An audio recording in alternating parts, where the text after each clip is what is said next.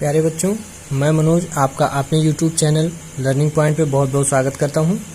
तो आज हम लोग पढ़ने वाले हैं NCERT क्लास 10 का दूसरा चैप्टर, जिसका नाम है पॉलिनोमियल या फिर हम लोग बहुपद जिसे कहते हैं। क्या पढ़ेंगे आज हम लोग? पॉलिनोमियल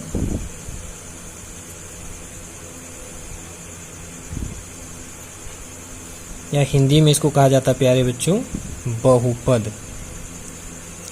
अब अगर हम आपसे बात करें बहुपद के बारे में, तो बहुपद क्या होता है, क्या बहुपद के बारे में हम क्या जानते हैं, तो आज हम लोग इसके बारे में अच्छे से जानेंगे, अच्छे से समझेंगे बहुपद क्या होता है, ये कहाँ आता है, कहाँ हमें ज़रूरत पड़ती है इसको पढ़ने के लिए और क्यों ज़रूरत पड़ती है, इसके बारे में आज हम लोग सीखेंगे।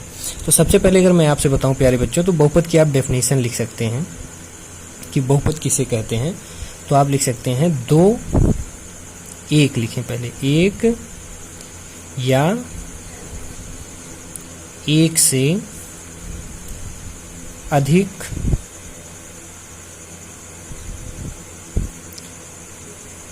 व्यंजकों, 1 या 1 से अधिक पदों वाले व्यंजक। आप यहाँ लिख दीजिए छोटा सा, पदों वाले व्यंजकों का समूह, 1 या 1 से अधिक पदों वाले व्यंजकों का समूह जिनका गुणांक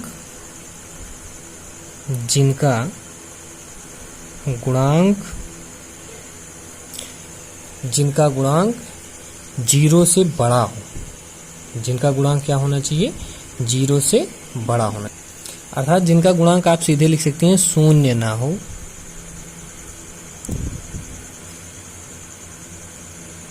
और चरों की घात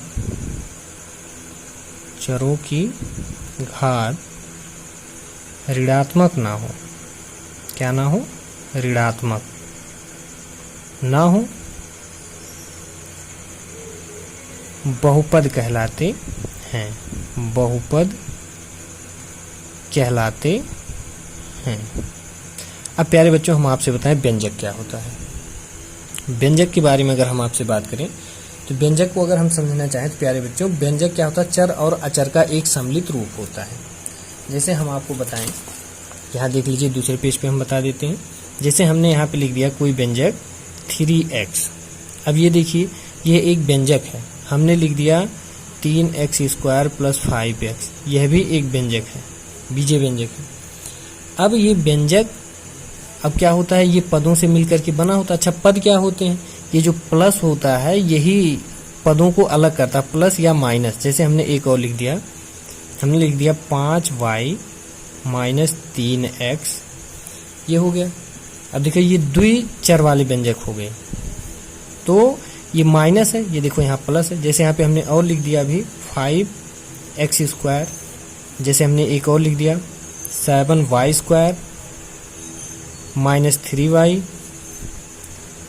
+ 5। अब देखिए, ये जो माइनस और ये जो प्लस है प्यारे बच्चों, यही पदों को बांटते हैं। जैसे माइनस के इधर वाला ये एक पद, ये वाला एक पद। अब ये प्लस के इधर वाला एक पद, तो ये टोटल अगर इसमें देखा जाए तो 1 2 3 पद वाले व्यंजक हैं ये। तो ये हो गए प्यारे बच्चों आपके 3 पदीय व्यंजक, मतलब 3 पद वाले व्यंजक। यहाँ पे देखिए, तो ये 1 और 2, ये 2 पद वाले व्यंजक हो गए। तो ये व्यंजक क्या होता है? ये चर और अचर का एक सम्मिलित रूप होता है। चर क्या होता है? ये जितने भी आपको अक्षर दिखते हैं x y z, कि y हो गया, x हो गया, तो ये बीजगणित की संख्याएं होती हैं। जितना x y z ये आपको दिखता है, ये सब आपके चर होते हैं, और जो गिनतियां दिखती हैं ये आपके अचर होते हैं। चर का मतलब जो जगह जगह पर चलायमान हो, जिसका मान चेंज हो जाता हो, जो बदल जाता हो। अचर का मतलब जो कभी बदले ना, जो एकदम अटल रहता है अपनी एकदम मान पर। जैसे हमने कह दिया कि आज हमारे घर पे 3 लोग हैं, या फिर आज हमारे यहाँ 5 मेहमान आए हैं, तो ये 5 एकदम कंठस्थ है, ये बदलने वाली चीज़ नहीं है। लेकिन अभी हम यहीं आपसे कह दें कि आज हमारे घर पे x मेहमान आएंगे। अब x का मतलब क्या हो गया? अब कुछ भी हो सकते हैं। x का मतलब 1 मेहमान भी हो सकता है, 2 मेहमान भी हो सकता है, 3 मेहमान भी हो सकता है, 4, कुछ भी हो सकता है। तो इसका मान निश्चित नहीं है। तो जिस चीज़ का मान निश्चित नहीं होता उसको हम लोग चर, और जिसका मान निश्चित होता है उसको हम लोग अचर बोलते हैं। मतलब जो अटल हो वो अचर है और जो चलायमान हो, जो बदलता रहता है, उसको हम लोग चर बोलते हैं। तो ये चर और अचर से मिला हुआ ये एक सम्मिलित रूप होता है। इसमें एक पद भी हो सकता है या एक से अधिक पद भी हो सकते हैं। इसी एक या एक से अधिक व्यंजकों का, एक या एक से अधिक पदों वाले व्यंजकों का जो समूह होता है प्यारे बच्चों, इसी को हम लोग बोलते हैं बहुपद। तो आई होप कि आप लोग अच्छे से समझ पाए होंगे। इसकी एक डेफिनेशन आप लोग और लिख सकते हैं, वो ये लिख सकते हैं, एक या एक से अधिक व्यंजकों का या बीजीय व्यंजकों का, व्यंजकों लिख दो, व्यंजकों का वह समूह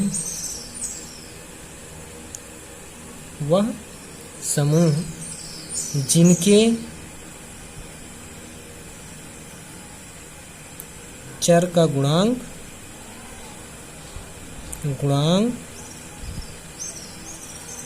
शून्य ना हो और चर की घात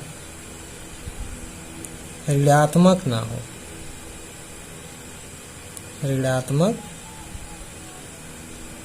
ना हो, ऐसे आप सिंपल भाषा में इसको लिख सकते हैं। एक या एक से अधिक व्यंजकों का वह समूह जिनके चर का गुणांक शून्य ना हो और चर की घात ऋणात्मक ना हो। अच्छा, चर के गुणांक शून्य ना होने का मतलब क्या हुआ कि व्यंजक में चर के गुणांक शून्य न होने का सीधा सा अर्थ जैसे हम लिख दें प्यारे बच्चों, हमने लिख दिया 3x। तो देखिए x में ये जो गुणा किया है ये क्या है 3, और 3 क्या है, ये एक पॉजिटिव इंटीजर है, मतलब ये प्लस में होना चाहिए। और जैसे हमने एक बहुपद और लिख दिया, हमने लिख दिया 2x + 5।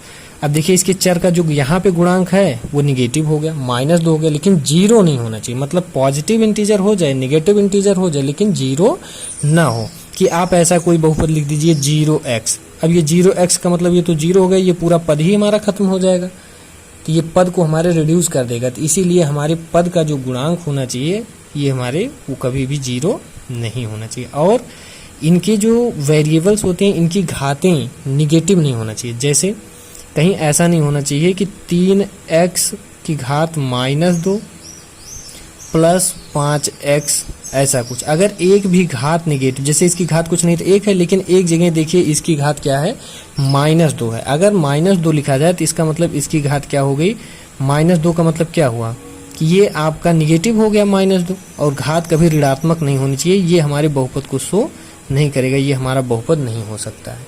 तो बहुपद होने की बस इतनी कंडीशन होनी चाहिए कि गुणांक 0 नहीं होना चाहिए पद का, और इसकी घात क्या होनी चाहिए, ऋणात्मक नहीं होनी चाहिए। यही होता है हमारा बहुपद की कंडीशन। और बहुपद क्या होता है, व्यंजकों का समूह होता है, सीधी सी बात है। अब अगर हम आपसे बात करें प्यारे बच्चों, तो बहुपद को आपके 2 प्रकार से बांटा गया। पहला तो ये बांटा गया है पदों की संख्या के आधार पर, पदों की संख्या के आधार पर। तो इससे पहले हम आपको बताएं कि जैसे जो बहुपद होते हैं, जैसे हम एक बहुपद लिख रहे हैं, यहाँ पे आप देखिए हमने लिख दिया px मतलब polynomial in form of x, मतलब x के पदों में बहुपद लिख रहे हैं हम लोग। जैसे हमने लिख दिया प्यारे बच्चों a0, जैसे a1 x की पावर क्या होना चाहिए, हम लोग लिख देते हैं 0, प्लस हमने लिख दिया प्यारे बच्चों a2 x की पावर 1 प्लस a3 x की पावर 2। अब यहाँ पे आप देखिए ये जो आपका चर है इसकी घात 0 है, तो घात 0 हो सकती है, लेकिन इसका गुणांक यहाँ 0 नहीं होना चाहिए। ये कोई भी इंटीजर हो जाए लेकिन 0 नहीं होना चाहिए, पॉजिटिव इंटीजर हो जाए, नेगेटिव इंटीजर हो जाए। अब प्यारे बच्चों x की घात 0 का मतलब 1 हो गया। किसी भी संख्या की घात 0 का मतलब, चाहे 5 की घात 0 लिख दें तो इसका मतलब भी 1, 100 की घात 0 लिख दें तो इसका भी मतलब 1, x की घात 0 लिख दें इसका भी मतलब 1। मतलब किसी भी चीज़ की घात 0 की सीधी सी वैल्यू आप इसको कंठस्थ कर लीजिए कि क्या होता है, 1 होता है। तो इसको हम लोग ऐसा लिख सकते हैं a1 प्लस, अब यहाँ x की घात 0 का मतलब 1 से यहाँ गुणा कराओगे तो कोई मतलब ही नहीं है 1 से गुणा करके, ये हो जाएगा a2 x 1 x की पावर 1 को कुछ लिखो या ना लिखो, यहाँ आप लिख सकते हैं x3x²। ऐसे भी आपका ये बहुपद हो गया।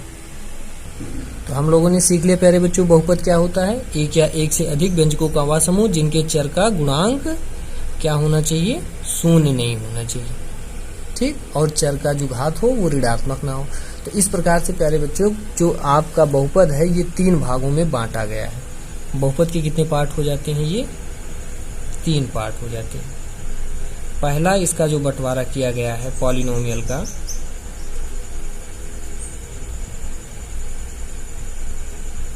वो इनके पदों के आधार पर किया गया है।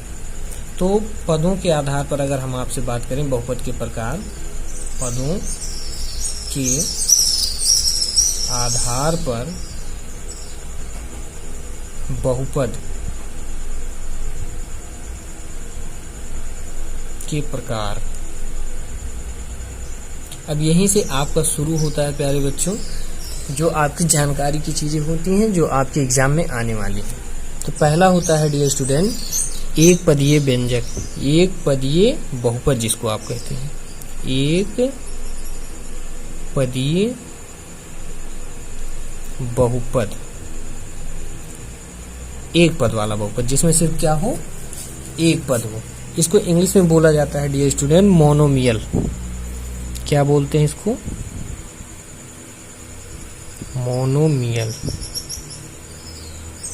पॉलिनोमियल।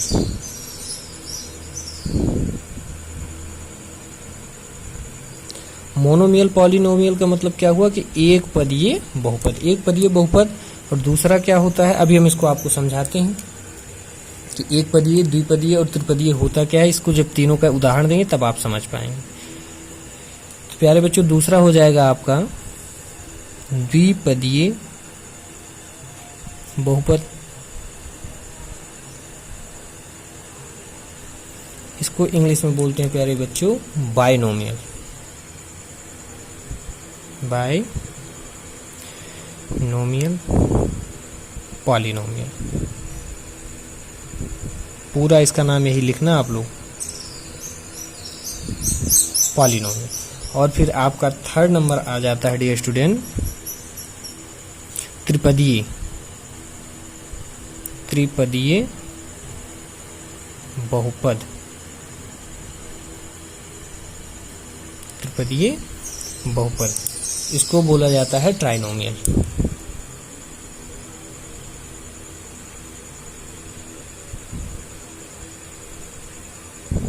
ट्राइनोमियल, पॉलिनोमियल,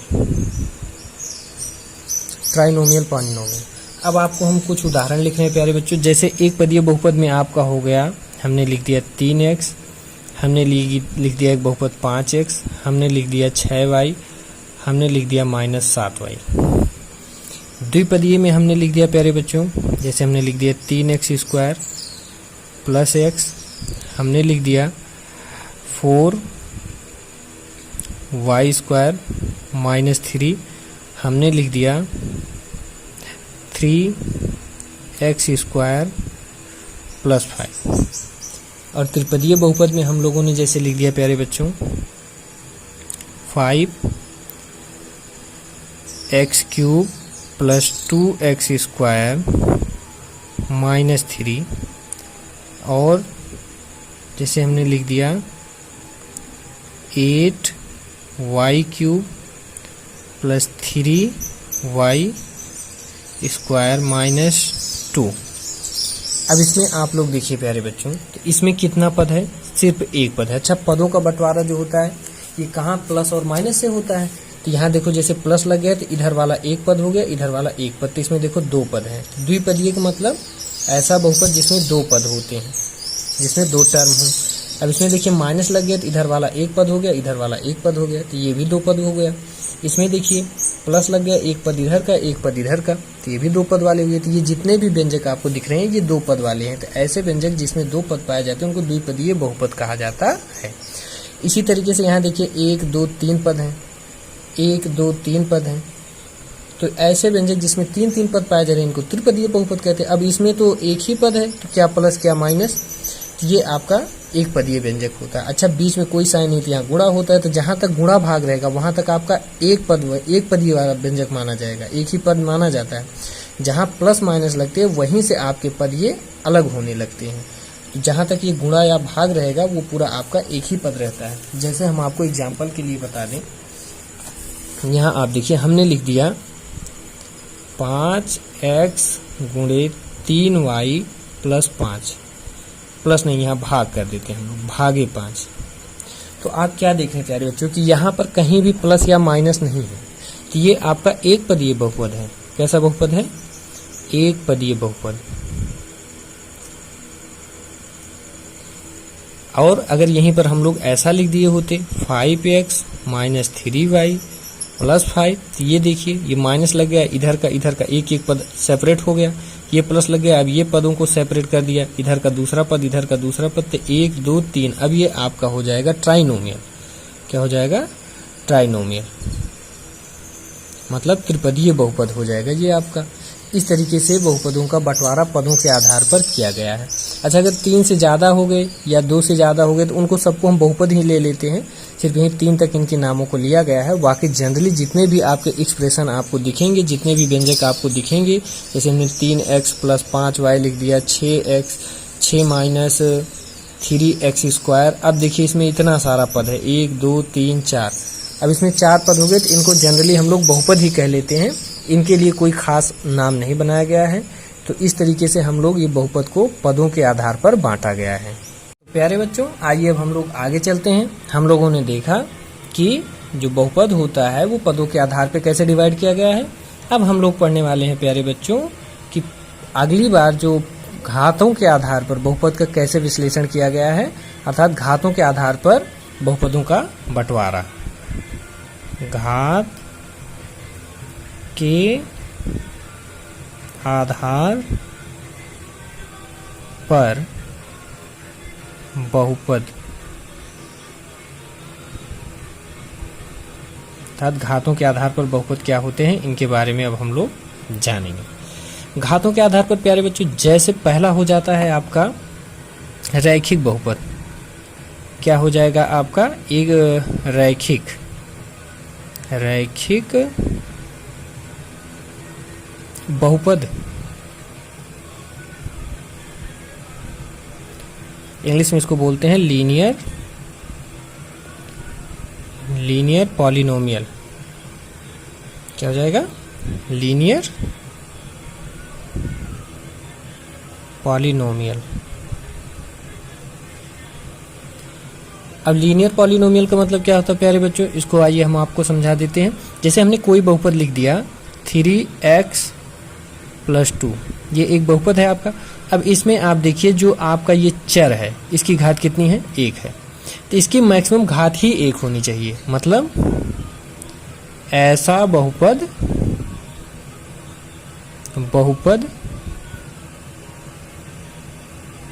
जिसके चर की डिग्री या चर की घातांक या चर की महत्तम घातांक आप लिख दीजिए। मैक्सिमम चर की पावर कितनी होनी चाहिए? 1 हो, इससे ज़्यादा नहीं होना चाहिए। जैसे हमने और एग्जाम्पल दे दिया आपको, हमने लिख दिया 5x, हमने लिख दिया 2x प्लस 3, ये सब बहुपद देखो कुछ नहीं, तो इनके चर की घात कितनी है? 1 है। हमने लिख दिया 7y माइनस 6, देखो चर की घात कितनी है? कुछ नहीं तो 1 है। तो ऐसा बहुपद जिनके चर की घात मैक्सिमम 1 होती है उनको हम लोग क्या बोलते हैं प्यारे बच्चों? रैखिक बहुपद। अब अगला हो जाता आपका प्यारे बच्चों नंबर 2 हो जाता आपका द्विपदीय, द्विघातीय बहुपद। द्विघातीय बहुपद, इंग्लिश में इसको बोल देते हैं प्यारे बच्चों क्वाड्रेटिक पॉलिनोमियल। क्या बोल देते हैं इसको इंग्लिश में?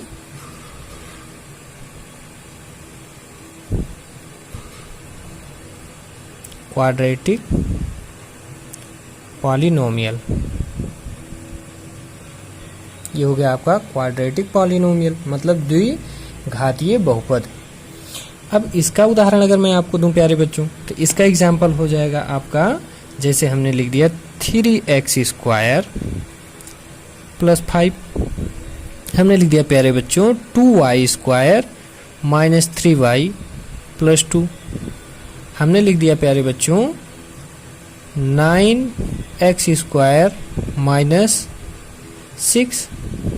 अब देखिए ना, अगर इसमें आप चर की मैक्सिमम घात देखिए तो कितनी है 2, यहाँ पर चर की मैक्सिमम घात कितनी है 2, ये देखो, जबकि यहाँ पे चर की घात 1 है लेकिन हमें महत्तम घात लेनी है।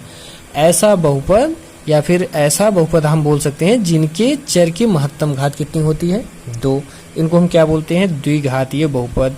इसको आप लोग अगर लिखना चाहते हैं तो इसकी डेफिनेशन लिख सकते हैं, क्योंकि इस डेफिनेशन अगर मैं लिखूंगा तो ज़्यादा टाइम हो जाएगा, तो टाइम ज़्यादा आपका कंज्यूम ना करके हम बहुत कम समय में ही ज़्यादा से ज़्यादा नॉलेज देने के आपके लिए प्रयास करेंगे। अगला आपका क्या हो जाता है प्यारे बच्चों, अब अगला हो जाता है प्यारे बच्चों आपका त्रिघातीय बहुपद।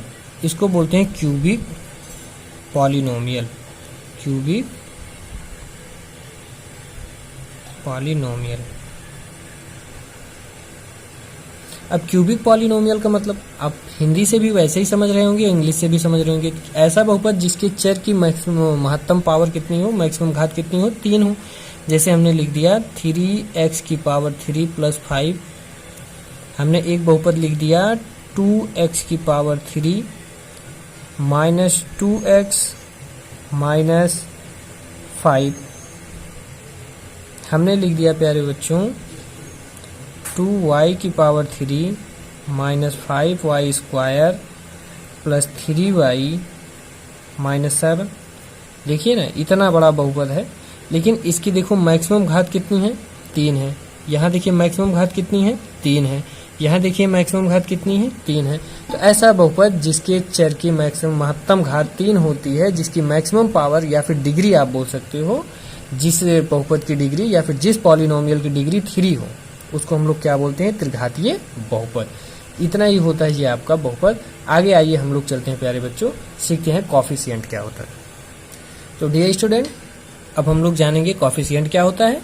कॉफिशिएंट, इसको हिंदी में बोला जाता है प्यारे बच्चों आपका गुणांक, इसको हिंदी में बोलते हैं गुणांक। जैसे हमने कोई भी बहुपद लिख दिया, चाहे एक पदीय हो प्यारे बच्चों, चाहे द्विपदीय हो, चाहे त्रिपदीय हो, चाहे जो भी हो, तो इसमें जैसे आपसे ये पूछेगा x² का गुणांक बताओ क्या है, तो ये x² में मतलब किस चीज से गुणा किया गया है। तो आप देखिए x² को ऐसे बंद कर लीजिए। अब आपको क्या दिख रहा है, सिर्फ 2 दिख रहा है। अरे भाई इसी पद में बताना, नहीं पूरे में चले जाए आप लोग। x² को ऐसे बंद कर लीजिए, जो कुछ भी दिखे वो आपका गुणांक होता है। यानी कि आप बोल सकते हैं x² का गुणांक कॉफिशिएंट क्या हो गया, 2। ऐसे यहाँ पे अगर पूछे x का गुणांक क्या होगा, तो आप कहेंगे 3। x का गुणांक क्या है, x का गुणांक हो गया प्यारे बच्चों 3। मतलब coefficient of x is equal to 3 and coefficient of x² is equal to आप बोल सकते हैं 2 कॉफिशिएंट। अब प्यारे बच्चों, जैसे हम आपके सामने एक बहुपद लिख रहे हैं 3xy। अब इसमें अगर आपसे पूछे कि y का गुणांक क्या होगा, या फिर पूछे कि कॉफिशिएंट ऑफ y,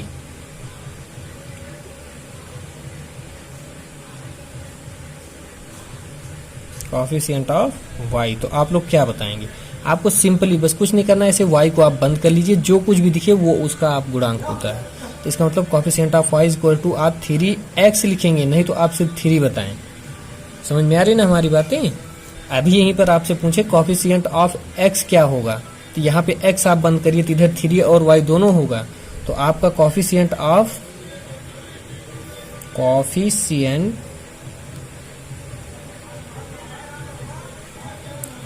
x आप बोलेंगे प्यारे बच्चों 3, इधर से इधर y भी है, 3y हो जाएगा।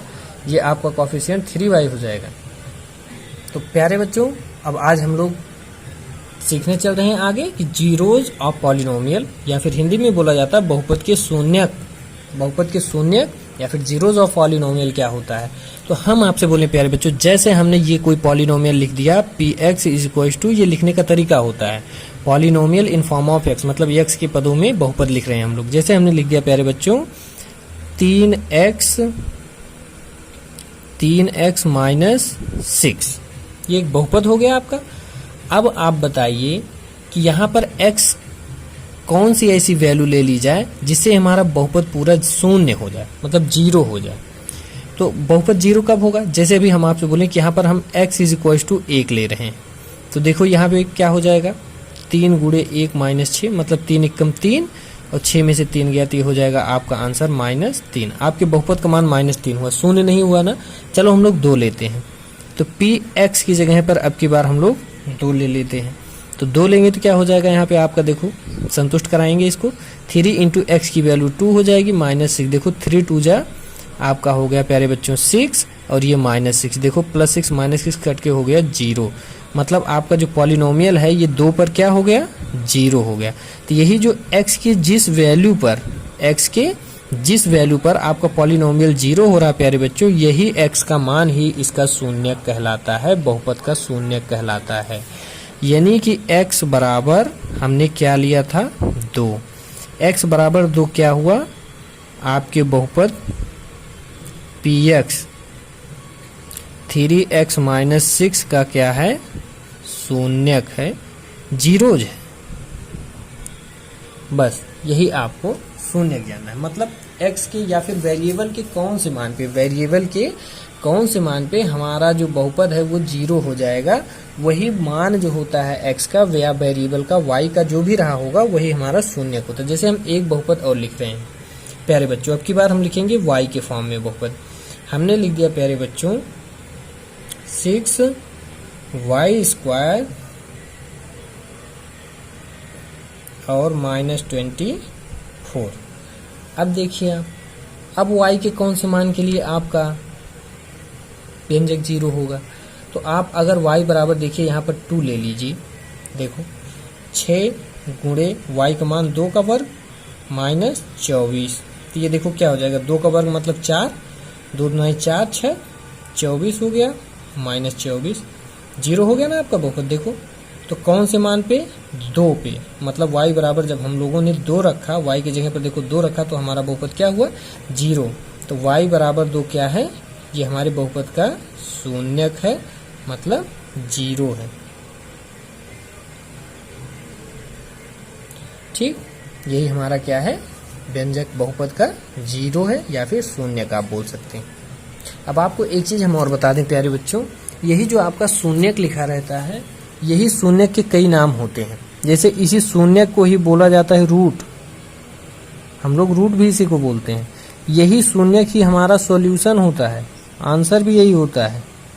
और हिंदी में इसी को ही हम लोग बोलते हैं, रूट को हिंदी में बोलते हैं मूल, और ये हो जाता है हमारा हल, आंसर ही हमारा हल हो जाता है। तो चाहे शून्य कहे, चाहे रूट कहे, चाहे आंसर कहे, चाहे सॉल्यूशन कहे, तो आपको घबराने की जरूरत नहीं है। ये सब तीनों चीजें एक ही होता है।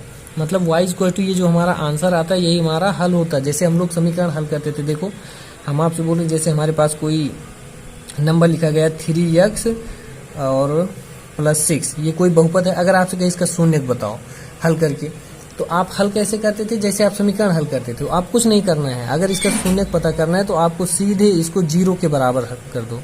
जैसे हमने अपने बहुपद को कर दिया 0 के बराबर। अब ये देखो आपका समीकरण की तरीके बन गया। अब समीकरण इसको आप हल करना जानते ही हैं, 6 इधर ले जाएंगे तो माइनस में हो जाएगा। अब 3 यहाँ पे देखिए गुणा कर रहा है, तो यहाँ जाकर के -6 में भाग कर जाएगा, 3 दूनी 6। ये जो आप x का आंसर निकालते थे -2, यही जीरोज होता है। इसी को आप चाहे आंसर बोलिए प्यारे बच्चों, चाहे इसी को रूट बोलिए, चाहे इसी को 0 बोलिए, है ना। आपने शून्य का 0 बोलिए, तो ये सब एक ही बात है। चाहे इसी को आप सॉल्यूशन बोलिए। तो आई होप कि आपको शून्य अच्छे से समझ में आया होगा। तो आइए हम लोग आगे नेक्स्ट टॉपिक पे चलते हैं आपने। तो डियर स्टूडेंट, हम आपको थोड़ा सा और एक जानकारी देना चाहेंगे, जो आपके इस नई वाली एनसीईआरटी में तो अब चीज़ों को काफ़ी काट दिया गया है, लेकिन जानकारी के तौर पे हम आपको बता दें कि एक परिमेय व्यंजक भी होता है। एक परिमेय व्यंजक होता है। परिमेय व्यंजक मतलब रेशनल एक्सप्रेशन, रेशनल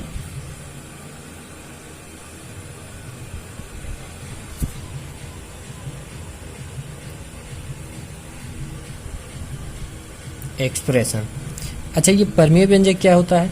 ऐसा व्यंजक जो p बटा q के रूप में लिखा गया, मतलब px बटा, अगर हम लोग qx के रूप में ऐसे कोई व्यंजक लिखें तो हमारा परमेय व्यंजक होता है। जैसे हम बोल सकते हैं, हम एक व्यंजक लिख दिए 3x² + 5 और एक व्यंजक हमने लिख दिया 2x² - x + 2।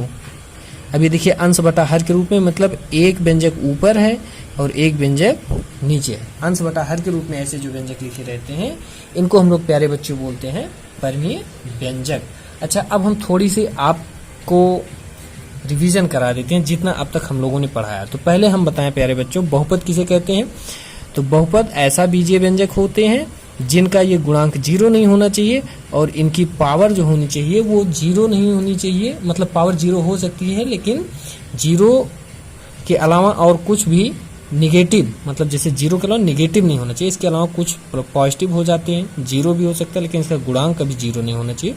इसका गुणांक जो होता है x का गुणांक, यहाँ पे जो गुणा रहता है वो चाहे पॉजिटिव इंटीजर हो चाहे नेगेटिव इंटीजर हो, बट यहाँ पे ये जो गुणांक होगा ये कभी भी आपका 0 नहीं है।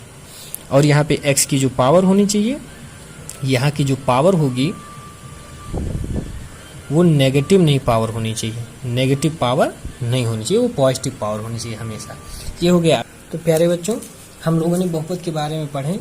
तो हम लोगों ने क्या क्या पढ़ा कि बहुपद एक पदीय होते हैं, द्विपदीय होते हैं और त्रिपदीय होते हैं। तो एक पदीय में जैसे हमने 35x लिख दिया, हमने लिख दिया 7y। और द्विपदीय में हमने जैसे लिख दिया आपका 2x + 3, हमने लिख दिया 3x - 2। ये सब आपके द्विपदीय बहुपद हो गए। त्रिपदीय में जैसे आपका हो गया 3x + 2y + 5, ये आपके त्रिपदीय बहुपद हो गए जिनमें 3 पद होता है। अब इसके बाद हम लोगों ने क्या पढ़ लिया कि जो बहुपद होते हैं उनको घातों के आधार पर कैसे बांटा गया है। तो उनको एक हमने पढ़ा रैखिक या फिर लीनियर बोल सकते हैं, जिनकी महत्तम घात क्या होनी चाहिए, 1 होनी चाहिए। फिर हम लोगों ने पढ़ा क्वाड्रेटिक, क्वाड्रेटिक मतलब द्विघातीय, जिनके चर की घात कितनी होनी चाहिए, मैक्सिमम 2 होनी चाहिए। और फिर हम लोगों ने पढ़ा त्रिघातीय या फिर क्यूबिक पॉलिनोमियल, जिनमें चर की घात क्या होती है प्यारे बच्चों, 3 होती है। और फिर हम लोगों ने पढ़ा प्यारे बच्चों जीरोज, जीरोज मतलब शून्यक, जो आपके px या फिर पॉलिनोमियल के x के जिस वैल्यू के लिए, x के जिस वैल्यू के लिए आपका पॉलिनोमियल किसके इक्वल हो जाता है, 0 के इक्वल हो जाता है, वही आपका शून्य कहलाता है। आई होप कि अच्छे से आपको बहुपद के बारे में समझ में आया होगा, शून्य समझ में आया होगा प्यारे बच्चों। इसके नेक्स्ट वीडियो में हम आपको इसकी एक्सरसाइज कराएंगे। तो यहाँ पे ये वीडियो आज हम अपने यहीं पे समाप्त करते हैं। फिर मिलेंगे आपको इसके नेक्स्ट वीडियो में अच्छे से इसकी एक्सरसाइज के साथ में, एक्सरसाइज का सॉल्यूशन लेकर के।